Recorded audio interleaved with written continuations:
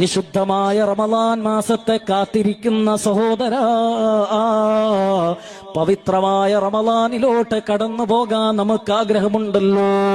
ഈ റമളാനിലോട്ട് കടന്നു പോകുന്നതിന് മുമ്പ് അള്ളാഹുവിന്റെ സ്വർഗത്തിലോട്ട് നമുക്ക് കടന്നു പോകാൻ പറ്റുന്നൊരു അമല് ചെയ്യാൻ കഴിയണം.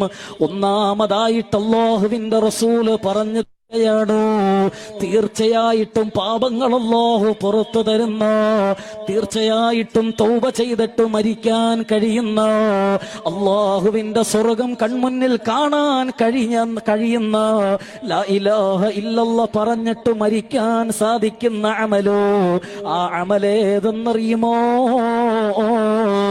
അബൂ ഹുറൈറ തങ്ങൾ ഇവിടുന്ന് പറഞ്ഞു തരികയാണ്. ഒന്ന്, ഇയാദത്തുൽ മരീദ്, രോഗസന്ദർശനമാണ് സഹോദര, രോഗസന്ദർശനമാണ് സഹോദര.